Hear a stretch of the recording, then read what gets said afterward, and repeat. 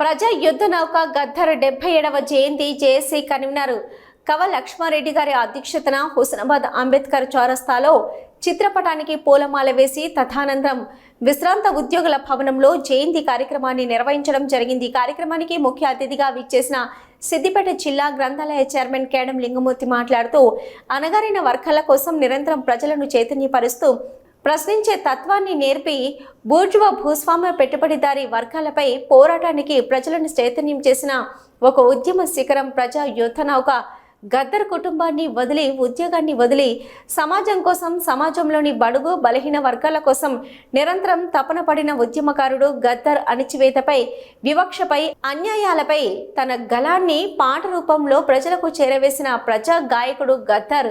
ఈ కార్యక్రమంలో market committee chairman Kandi Tirupati Reddy, single window chairman Bolishetty Shivaiah, market committee vice chairman Banka Chandu, JAC కోఆర్డినేటర్లు Mekala Veeranna Yadav, Degala Saraiah, BC సంక్షేమ సంఘం రాష్ట్ర కార్యదర్శి మార్కా అనిల్ గౌడ్, సిపిఐ రాష్ట్ర కౌన్సిల్ సభ్యులు గడిపే మల్లేష్, కొమరయ్య గౌడ్, పచ్చిమట్ల శ్రీకాంత్ గౌడ్, జేఏసీ నాయకులు గంపల శ్రీనివాస్, ఉప్పల కుమారస్వామి, వెన్నెరాజు, కండే సుధాకర్, పచ్చిమట్ల రాధ, దండి లక్ష్మి, నరసగౌడ్, మెతుకు కొమరయ్య, శ్రీదేవి, రమేష్ నాయక్, తిరుపతి నాయక్, ఐలేష్ యాదవ్ తదితరులు పాల్గొన్నారు. ఈ సందర్భంగా భారత సమాజాన్ని ప్రభావితం చేసిన వ్యక్తులు మహానుభావులు ఇద్దరు. ఒకరు గాంధీ అయితే మరొకరు గద్దర్. నిన్ననే మనం 77వ వర్ధంతి గాంధీ గారిది జరుపుకున్నాం. ఈరోజు 77వ జయంతి గద్దర్ గారి 1948 30 జనవరిన గాంధీ గారు గాడ్సే తూటాలకు బలైతే మరుసటి రోజునే 31 జనవరి 48 పొద్దు కొడుకు మరి ఉదయించిండు మన గద్దరన్న. నిజంగా ఇద్దరికి యాదృచ్ఛికంగా సారూప్యం ఉన్నది. ఇద్దరు కూడా శాంతి కోసం అనేక విధాలుగా కష్టపడ్డారు, చేసింది. నిజంగా ఒక ఎన్సైక్లోపీడియా గద్దరన్నకు అనేక పరస్పరాలు ఉన్నాయి. గద్దరన్న చరిత్ర చదివితే చాలా పార్శ్వాలతో నిండి ఉంటుంది. మరి అటువంటి గద్దరన్న యొక్క ఆశయాలను మనం కొనసాగించడానికి ఈ సందర్భంగా మనం అందరం కూడా కంకణబద్ధులై ముందుకోవాలి. సవరించడానికే కదా, అన్యాయాన్ని ఎదిరించడానికే కదా, దోపిడీని వ్యతిరేకించడానికే కదా, నిర్బంధాన్ని వ్యతిరేకించడానికే కదా. మరి మమ్మల్ని రాక్షసులు ఎందుకంటే దుర్మార్గమైనటువంటి ప్రచారాన్ని తిప్పికొట్టాలి. భావజాలాన్ని మామూలుగా కేవలం పైపైన మాట్లాడాలి. ప్రశ్నించిన గతంలో ఉన్నటువంటి తత్వవేత్తలు చాలా మంది ఉన్నారు. వాళ్ళందరినీ మారణం చేసుకోవాలి. మార్క్స్ దాకా వచ్చే వరకు ఒక ఉన్నతమైనటువంటి ఒక తత్వాన్ని రాసింది. మార్క్స్ కానీ, ఎంగిల్స్ కానీ, మావోలు కానీ, స్టాలిన్ కానీ, లెనిన్ కానీ, అంటే ఇంత అధ్యయనం చేసి మొత్తం ఒక మంచి సిద్ధాంతాన్ని మన ముందు ఉంచి ప్రజలందరి కొరకు, ప్రపంచంలో ఉన్నటువంటి ప్రజలందరి కోసం కార్మికులందరూ కూడా ఏకంగా ఒక వినిపించినటువంటి ఒక సందర్భాన్ని సృష్టించినటువంటి వాళ్ళది. అది మామూలుగా మనం చూడాలి. దీన్ని ఒకసారి మనం చదువుకున్నాం. ఇప్పుడు అందరు చెప్పుకున్నారు, నిజమే. నేను ఎంఎస్సీ చేసినప్పుడు ఫస్టే గద్దర్ని చూసిన.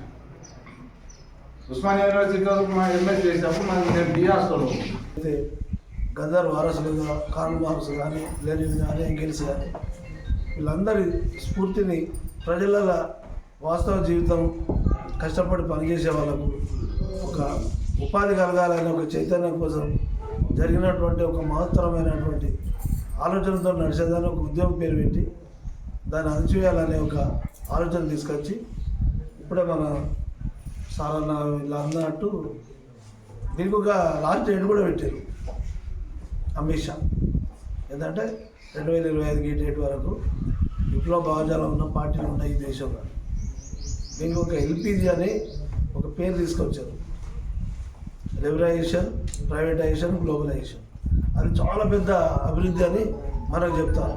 దాని ద్వారానే మనకు, మన పిల్లలకు, రాబోయే మన మనవరాళ్ళకు కూడా పైసలు పిచ్చొచ్చు.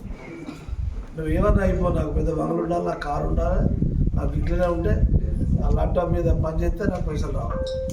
అదే మన ప్రమాదం తీసుకొస్తుంది. అదే ఇవాళ అక్కడ దండకార్యంలో, ఛత్తీస్గఢ్లో ఆలోచన చేసి సమాజం గురించి ఆలోచన చేసే వాళ్ళ గురించి వాళ్ళు లేకుండా చేస్తారు. పెత్తందారి చేతుల్లో, దొరల చేతుల్లో భూములు లేని, పేదలకు పంచాలని చెప్పి, పేదవారికి న్యాయం జరగాలని చెప్పి డాక్టర్ బాబాసాహెబ్ రాసిన అంబేద్కర్ రాజ్యాంగం ప్రకారం పేదలకు విద్య, వైద్యం, మౌలిక వసతులు గ్రామాల్లో అభివృద్ధి చెందాలని చెప్పి, యువతకు అవకాశాలు కావాలి, యువత బాగుపడాలని చెప్పి వాళ్ళు అనేక పోరాటాలు చేశారు.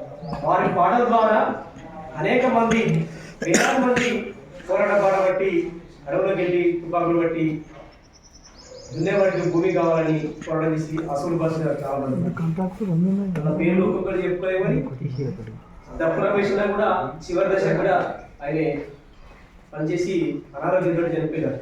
అలాంటి వాళ్ళు బయటకు వచ్చినారు. కాంగ్రెస్ ప్రభుత్వం 2004లో అధికారులు వచ్చిన తర్వాత రాజశేఖర రెడ్డి గారు ముఖ్యమంత్రిగా వారిని చర్చలు పిలిచి కొంత జనజీవన శ్రావంతిలో రండి, మీ డిమాండ్స్ ఏమంటే అన్నప్పుడు ఉత్సవాలు, మావోయిస్ట్ పార్టీ, జనశక్తి పార్టీ ఇదంతా హలో ఎవరొస్తారో అని ఎదురు చూస్తూ నిలుచున్నాం. మీరు కాకమ్మాలకి వస్తారా? మా బిడ్డలు మా కడుపు తీపి తీర్చిపోతారా? మా కూనలు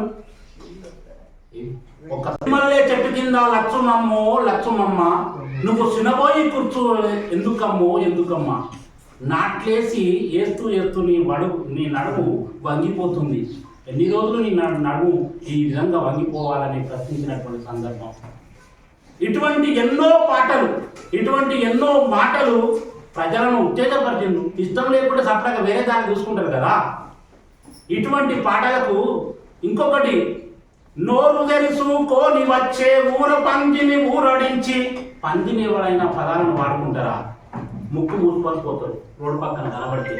కోని వచ్చే ఊర పందిని ఊరడించి, తొందరేమీ లేదాని అందినంత తీనమాని, కడుపుతో నీ ఆడ పందిలో నా కన్న తల్లి కాకు చేసి పంపుతాదమ్మో. ఆ సెత్తకుండి ఎంత సక్కగున్నాదో, ఆ సెత్తకుండి అందాల బొమ్మనన్నాదో, ఆ సెత్తకుండి ఏమిస్తే ఏ అవార్డు దీనికి సమానం అయితే చెప్పండి.